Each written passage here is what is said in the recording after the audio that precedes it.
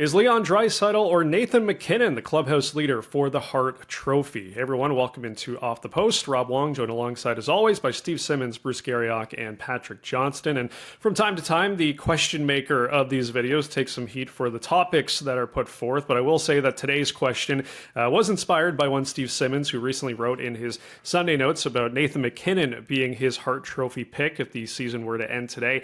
As of right now, though, the sports books do have Edmonton's Leon Draisaitl as the pretty solid favorite, anywhere between minus 225 to minus 300. So, Steve, we'll start with you. State your case. Why are you going McKinnon over Draisaitl in the race for the Hart? I've been a Draisaitl guy for about 60 games or 50 games of this season. And I've just found lately, and I'm going by watching, I'm doing the eye test thing here. It's going to drive all the stats nerds crazy. When you watch Nathan Mackinnon play, it's like he's shot out of a cannon. It's like he plays at a different energy level than everyone else. Yeah, he's leading the league in scoring, and he's only 2 points ahead of Draisaitl, and he doesn't have a McDavid on his team offensively, although he does have a Makar. But I just find his game is at an excitement level beyond anyone else in the NHL. And so for that, and again, we've got about a 15-game race to go to see what happens. There's the fascinating thing about this NHL season is I think the Hart Trophy and the Norris Trophy are going to be won in the last 14 games or so. And I've changed from Draisaitl to McKinnon purely on the excitement factor of watching this guy play at the level of speed in which he plays. In comparison to my distinguished colleagues, I'm pretty new at this. In the 6 years I've been dealing with the Hart Trophy, this is definitely coming down to be the hardest pick I've had. And I totally get what Steve's saying. We are in vibes territory. This is all about how this guy makes you feel.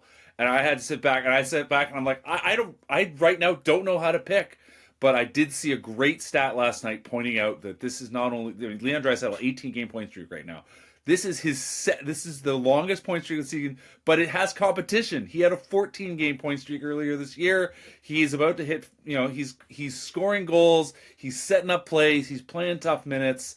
I feel bizarre that I'm trying to build a case against Nathan MacKinnon because Nathan McKinnon's been so outstanding, as Steve laid out, but I'm going with Leon Draisaitl just because of the way his game has been so outstanding, so consistently all year long.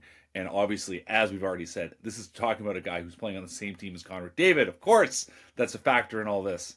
But Draisaitl's getting the job done, and I think I'm going to put him as my number one guy still right now. Well, I think if you pull up the tapes, I was probably the guy who would say that goaltenders have their own award, and he shouldn't be a candidate. But I don't know how you could not look at Connor Hellebuyck. I just don't know how you couldn't. I think if you look at where the Winnipeg Jets are, the contributions he's made to that team, the number of games he started, and where he's got the Winnipeg Jets right now, or pardon me, I shouldn't say where he's got them, where he's helped them to get. I think this is one conversation where if we're going to talk about the other two guys, and they absolutely are top candidates for the awards, I think because I've never been a guy who, they have their own award, they have a Vezina trophy. I get that. Okay. I've made that argument myself right here with you guys. I'm quite positive I have, but I just think that you have to, in some way, shape, or form, fellas, look at Connor Hellebuyck.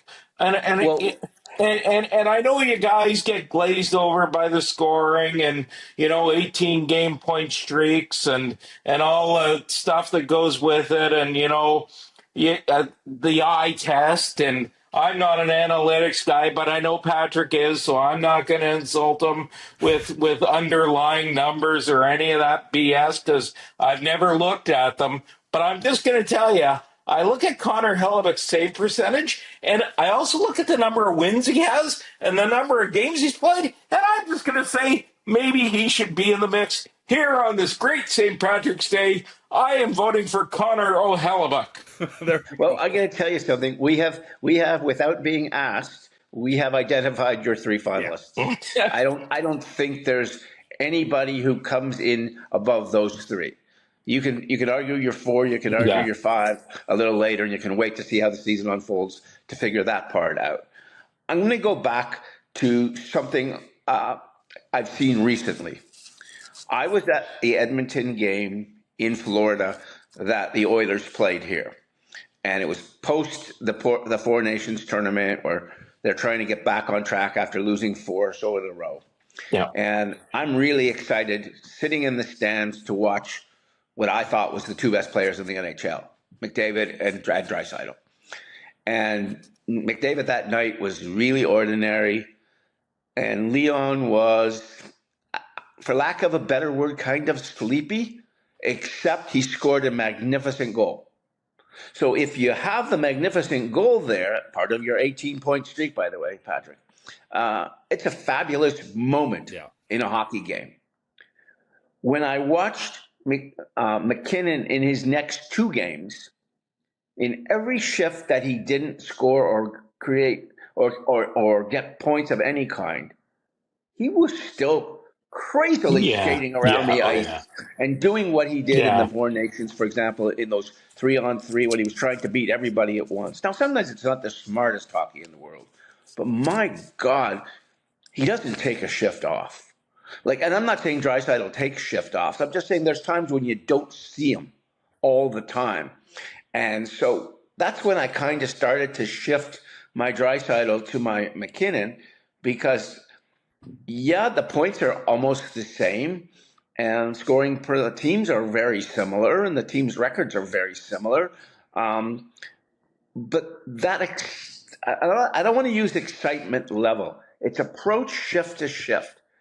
And I think there's a value in that that I give McKinnon, and that I can't give it to Bruce's guy Hellebuyck, because the Winnipeg Jets have the puck about 60% of the time, which means the other team only has it 40% of the time, which means in their 40% of the time they're only shooting 10% of the time, which means a lot of the night he's doing nothing.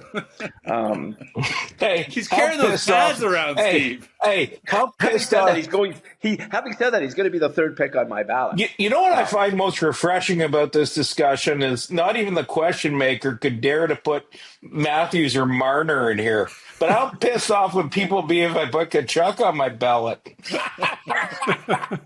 The question is, which one? Brady, baby. Okay. And you know what? And to be honest, and Patrick as a Vancouver guy, and I think number 4, if he played an entire season, number 4 is Quinn Hughes. Yeah, it's a real statement about how how much the Canucks desperately need him. They sort of managed their way last month without him, but it's just not the same team. He's been back this weekend, scored goals both games, just controls, even if he's not playing at 100%. That's the other thing I think people outside this market need to understand a little bit better. He has come back with the open admission from his coach that he is not fully recovered from all, he had an oblique injury. He did we assume some kind of core groin kind of thing. He is not at 100%, and he is back playing as hard as he can, doing all the stuff that you want. And, the kind of things that Steve's been talking about. You're absolutely right. You see McKinnon every shift. The funny thing, Draisaitl, the thing with Draisaitl, of course, he's not the world's most elegant skater. He is just strong and powerful and gets through his shifts and makes his moments happen when he needs them. But Quinn Hughes is in that McKinnon mold. He just gets going every single shift. By the way, I just want to point this out because I know people think plus minus is the dumbest stat that ever existed in the history of mankind. But right now, Draisaitl is plus 28 and McKinnon is plus 27. This is the thing. No matter what you pick, you look at all the numbers, any number, whether you like them or not, they're all right. They're head to head. It's absolutely remarkable how tight this race is to me. Well, and the other thing is, what I find interesting is, we've been talking about all these things, and we haven't said anybody's name from the East. Yeah. The Washington Capitals are one of the best teams in the National Hockey League, and ain't one of us talking about Dylan Strome. But they don't have an MVP. That's the magic of that team. The magic of that team is almost everybody's the same. They just go out and play a certain style, and the first line looks like the second line, and the second line looks like the third line. Yeah. And who the heck knows? I mean, I think it's one of the greatest coaching jobs we've seen in a very long time by Coach Carberry there. Well, I think it just says a lot about the strength of the Western Conference this year, and maybe how the East is not as strong. But as you guys have stated, a lot of time left. Well, don't worry, Rob. We'll squeeze Marner or Matthews on our ballot. By the way, just for a quick Eastern thing. Because look, Toronto, we got to get Toronto in here somewhere. Screwed out already, so don't worry about him. If Colorado is going to play Dallas in the first round, oh my God, and then they have to play. Whoever wins that series then has to play, the winner of the Central, and then they got to play, maybe the Oilers or maybe whoever comes out of Vegas, the Oilers. They're going to be dead. Oh, yeah. The West going to be dead by the time they get to the Stanley Cup final. It's a lot easier to get through the East this year than it is to get through the West. Yeah, that's why it's going to be great when the Senators are playing the Stars in the Stanley Cup final. They'll just take them down, and they'll take them down in 3. They won't even need 4.